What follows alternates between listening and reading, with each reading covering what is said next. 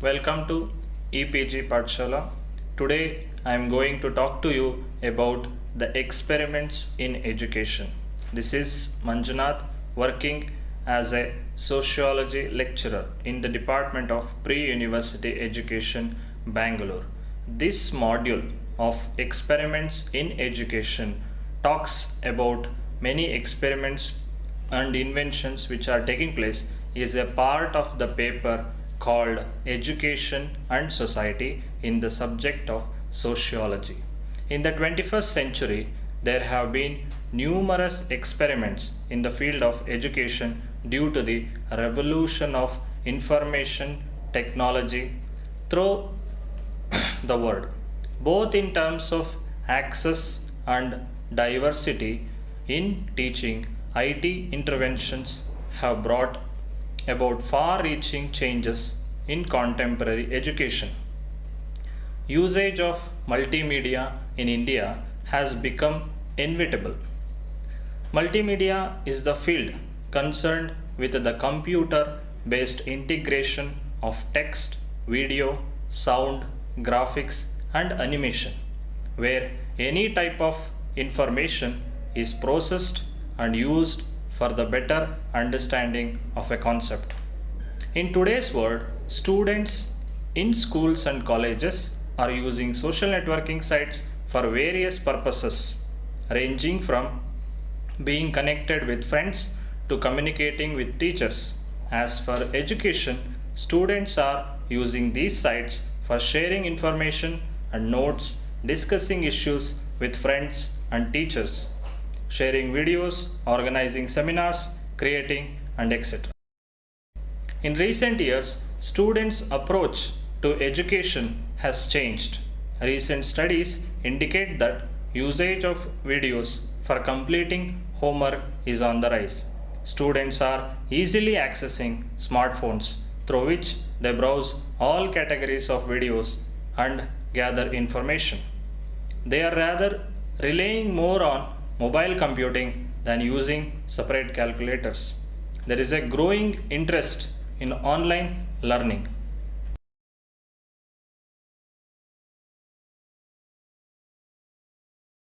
Education is an important agency of social control and social transformation.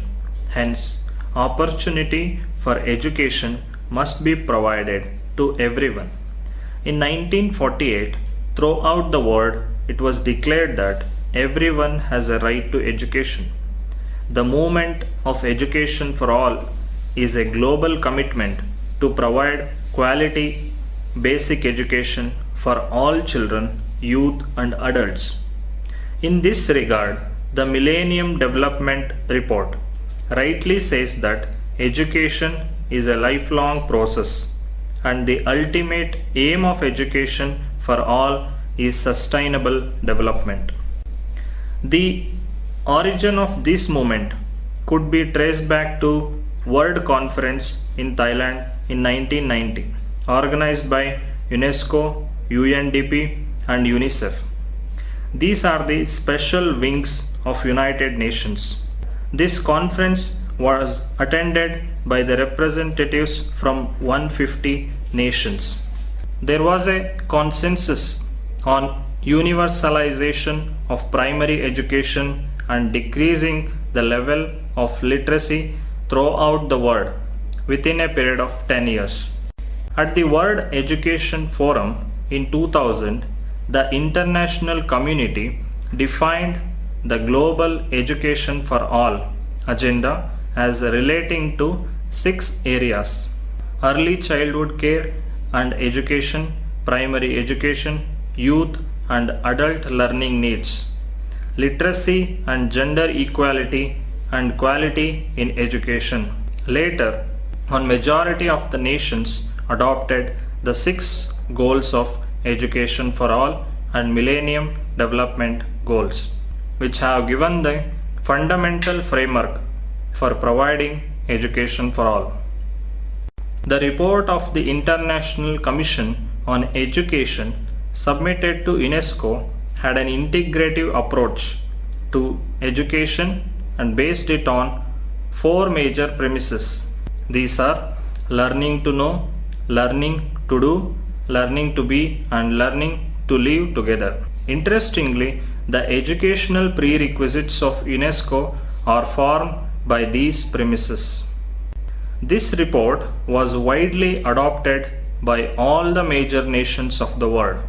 India has keenly pursued the education for all goals, which are defined in the area of early childhood care and education, primary education, gender, youth and adolescence and adult education and quality of education. In India, in accordance with the constitutional commitment to ensure free and compulsory education for all the children up to the age of 14 years, provision of universal elementary education has been a salient feature of national policy since independence. There is a special provision of compulsory education in the Indian Constitution under Article 45 and 21A. These included the schemes like operation of Blackboard, non-formal education, teacher education, and others. However, the implementation of such programs has been proving very unsuccessful due to various reasons: poverty, geographic isolation, gender biases, lack of awareness, corruption, and fundamental resources. This is having impact on achieving the goal of education for all. One of the biggest challenges that contemporary education faces is an acute shortage of qualified and competent teachers. Many teachers are not familiar with recent innovations in teaching learning methods.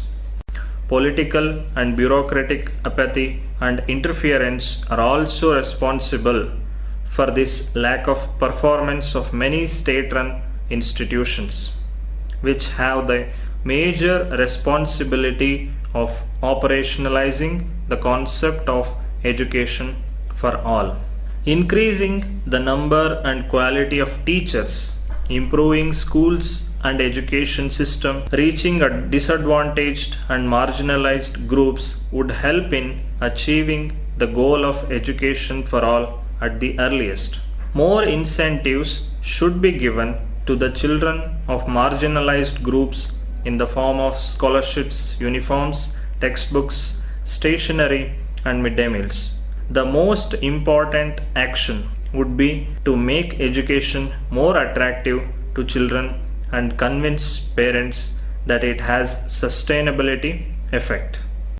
A major factor that is constraining efforts at the retention of girl children in many rural schools is the lack of women teachers in rural areas. Therefore, special efforts must be made to recruit women teachers and to augment teacher training facilities for women so that adequate number of qualified women teachers are available. Coordinated efforts should also be made to provide the necessary support services to enhance their participation and performance.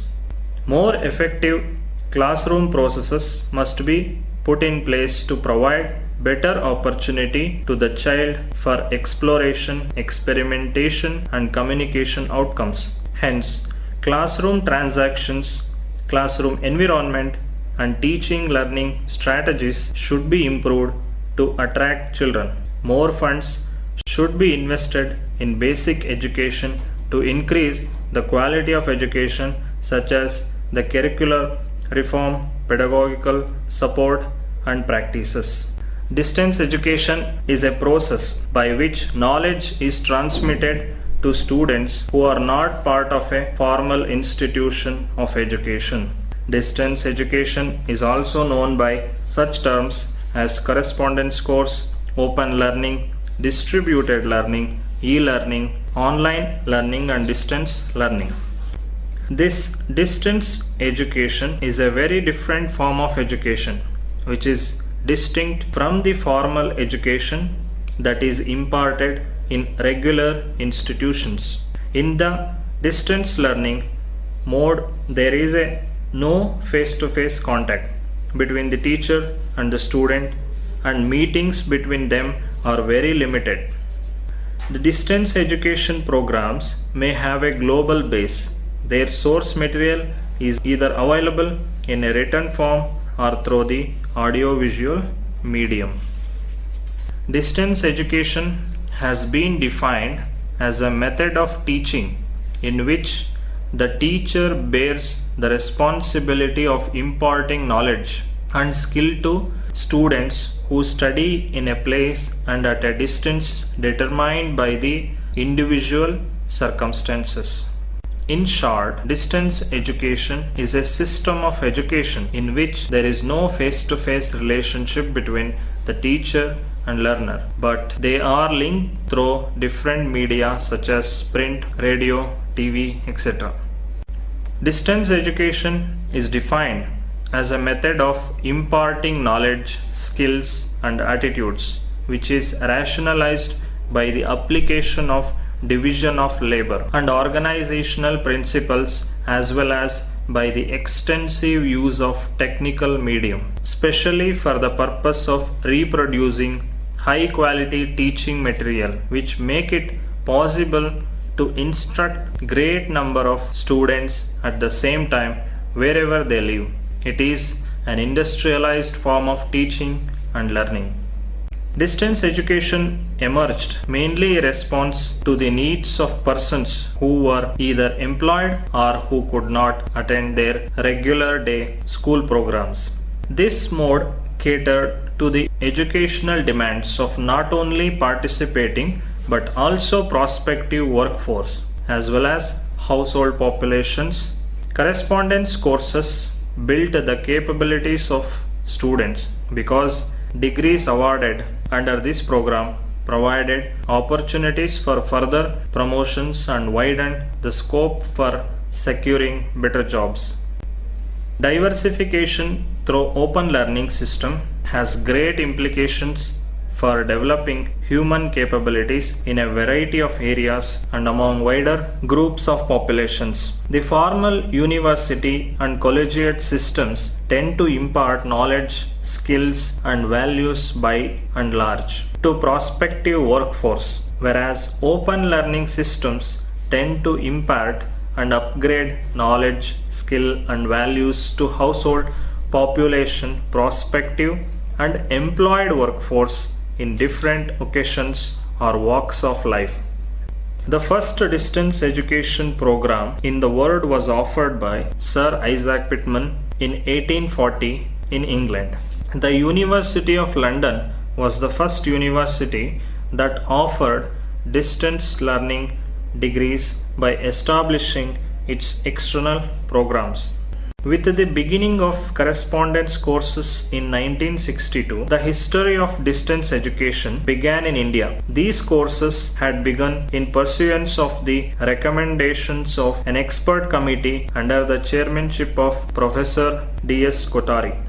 The successful experience of Delhi University in conducting this pilot project bearing excellent results motivated other universities to offer distance education programs. The Punjab University was the second university in India to offer these courses. By 1985, 31 universities gave instructions by correspondence at various levels. Till the end of 70s, distance education was part of the conventional university system. For the first time in the history of distance education in India, the government of Andhra Pradesh Open University established in 1982. In September 1985, the government of India decided to set up the Indira Gandhi National Open University. It is the largest university in the world with over 4 million students. Was founded to impart education by means of distance and open education, provide higher education opportunities particularly to the disadvantaged segments of society.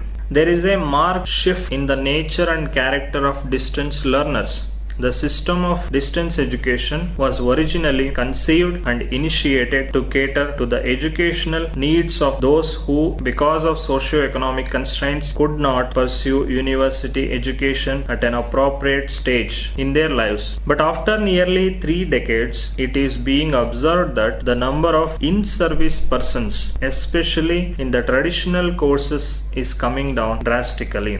On the contrary, the number of those in employment and younger people who fail to get admission in formal institutions of education has gone up considerably. Distance education itself is emerging as a distinct discipline, and considerable research is being done on various aspects of this innovative system.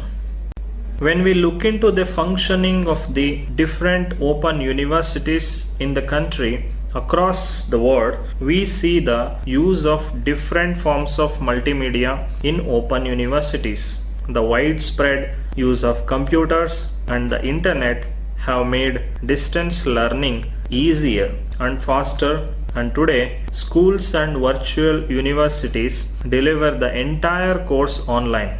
The capacity of the internet has led to many innovations in teaching learning processes, and many of the traditional methods of knowledge transmission that were followed earlier have been given up. However, many of the techniques and lessons developed are also being delivered through internet. The first new and fully online university was founded in 1994 as the Open University of Catalonia, headquartered in Spain. The important means by which distance education institutions engage in the process of knowledge transfer are print media. All the open universities in the world and other distance institutions use the print material for instructional purposes. The lessons are specifically prepared, keeping in mind the students whom the teacher does not see. Moreover, the background of the students also varies. The material is carefully prepared to suit them and help them to learn on their own without much assistance from others. The printed material, therefore, will continue to play an important role in the open university system. The printed material has several advantages. It is easy to carry, can be used according to the convenience of the student, and is comparatively cheaper. Second point is radio. Radio has been extensively used for educational purposes all over the world. In distance education, radio has been used as an important component of multimedia approach. The advantage of the radio is that all over the world it is within the reach of the common man and can be carried from place to place easily. As a result, we find that open universities in the West and in Asian countries have relied quite heavily on the radio. These programs generally have the following 2 formats: lecture or radio talk by an expert and course material. Third point is television. It has been considered an effective medium for spreading education. The language of television is extremely rich, expressive, and powerful. It has attracted the attention of non-educators to instructional media. In many countries, it has become available on a wider scale and is able to deliver audiovisual experience to many classrooms. Simultaneously, its main advantage is its accessibility. It reaches every home and it strengthens capacity to combine entertainment with education. It is therefore important for recruitment and motivation of students. Video CDs. Though comparatively new and very popular, video CDs are being thought of as more effective medium as compared to radio or television. These CDs are like broadcast television as they combine moving picture with the sound, which are more convenient than the broadcast television because they are under the control of the students who can watch the program whenever they want and watch it as often as they want to. In addition, there is the advantage of pauses and replays. Audio CDs. In some of the open universities, audio CDs are being extensively used. In India, students use mobile phones to play audio CD methods. Computer and Internet. Computer as a tool has been on the educational scene for a reasonably long time. It has enriched the process of teaching and learning.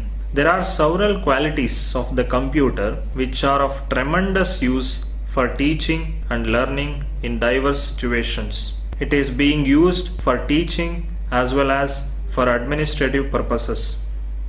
Computer-based instruction includes a broad range of applications that can be divided into two general categories of direct instruction and instructional management. As in the case of other media, the cost of the use of computer has to be examined, but it is now becoming increasingly popular in many countries. Mobile phones. These technologies can also be interfaced with many other media like audio, video, the internet, and so forth. Mobile learning is more interactive, involves more contact, communication, and collaboration with people. The increasing and ubiquitous use of mobile phones provides a viable avenue for initiating contact and implementing interventions proactively. Finally, satellites. The satellite provides opportunities for universal television and radio coverage within the country. More channels for both radio and television are possible because of the satellite. It has enormous potential for education. As the world is changing rapidly, so is the system of education. One of the major causes of this change is the universal virtual revolution that is taking place in the field of multimedia. The usage of multimedia in education has accelerated in recent years and is going to further expand in the days to come. Multimedia is defined as media providing multisensory experiences. In the contemporary world, the application of multimedia in education has increased dramatically. There are 5 major elements in multimedia which are proving a powerful tools for education, which are text, video, sound, graphics, and animation. While concluding this module, we have learned that there are some of the non-traditional forms of knowledge transmission such as distance education and education imparted by using the multimedia. It also threw light on the vision that the country has for making education truly accessible to everyone and the programs that have been introduced to make this vision a reality. India has made several attempts to make education available to all. The virtual revolution that has taken place in the field of IT has changed the face of education, and innovations of a far-reaching nature have been brought about in the teaching learning process. The notion of the classroom with closed doors is gradually giving way to open classrooms, virtual classrooms, video lectures, and the learners' choices have enormously widened. However, there are certain socio-cultural issues that are blocking the effective implementation of these programs. The majority of the Indian population is living in the rural region, where the infrastructure like school buildings, classrooms, electricity, and internet facilities are not adequately available in order to introduce multimedia in these situations. In India, there are many IT institutions like IITs, IIMs, and technical centers. They have to find out better ways in order to encourage experiments in education and also to implement them for a longer use.